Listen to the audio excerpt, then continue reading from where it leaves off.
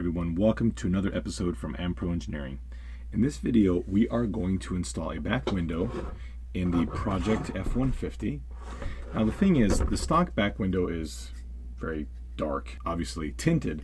Now the original Tamiya Ford Ranger wasn't. It was actually a clear part, and so was the windshield, but those are no longer available. So what I've done is just glued in some pieces of Lexan on the inside of the body. If I flip it over here, you can see what I've done. You know, not particularly ingenious, but it gets the job done. The reason I want this clear is for, of course, to show off the Pro interior that we'll be putting in.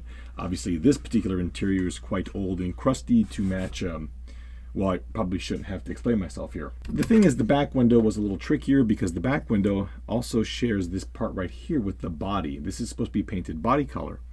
So what I've done is whipped up this little guy. This is simply a frame for a window. Now it's going to fit in the stock location, but you can see that inside of it there is a recess for a piece of Lexan or acrylic. Unfortunately, the gap here is quite small, so you'll have to be pretty accurate with tracing out the window.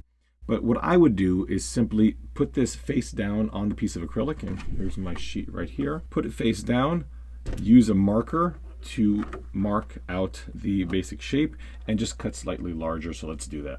The bottom of this panel is flat, so we might as well use this bottom edge of the Lexan. And also just note that although this is painted black and the piece at the bottom here has been painted blue, these will either come in a white nylon or in a translucent, highly detailed piece of plastic. You'll of course have to paint both of them. The nylon will be more durable, but it will lack a lot of detail.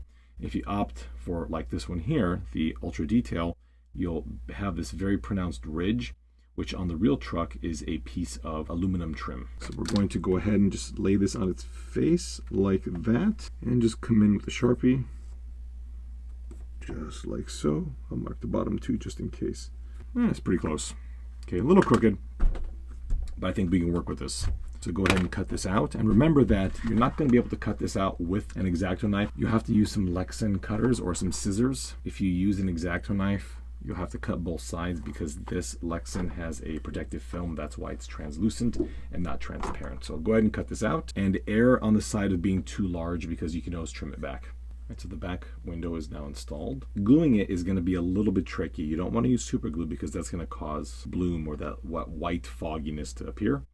And you also want to be careful with a thinner model glue because that could wick between the acrylic and the panel, maybe be visible from the front.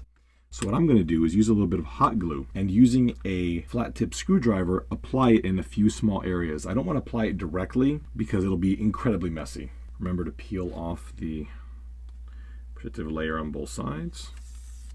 And using the hot glue and a screwdriver, we're going to put a little dab on the screwdriver and just right on the glass. Of course, it's exactly where it goes, and just drop it right into the corner right there.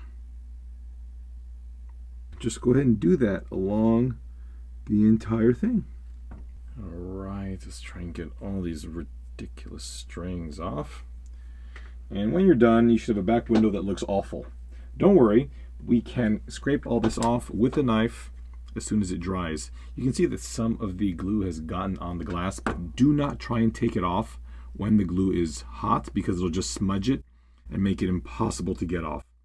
The strings, however, once cured, will peel right off without any harm to anything at all. And then the leftover bits, we can just take the X-Acto knife and very carefully just trim off the excess. I almost forgot one thing. It would not be an Pro product without ridiculously tiny details. So if you take your silver paint pen and just run it very lightly along the outside edge, you'll see that this is where the little decorative chrome trim goes on the real car. Okay, and there we are. Now go ahead and install this like you normally would. And the back window is installed. I hope you enjoyed that. Pretty simple little video, simple little upgrade, but I know that a lot of these Tamiya bodies will definitely benefit from not only that back window, but clear glass in general. Thank you all so much for watching, and we'll see you when this thing looks even worse than it does right now.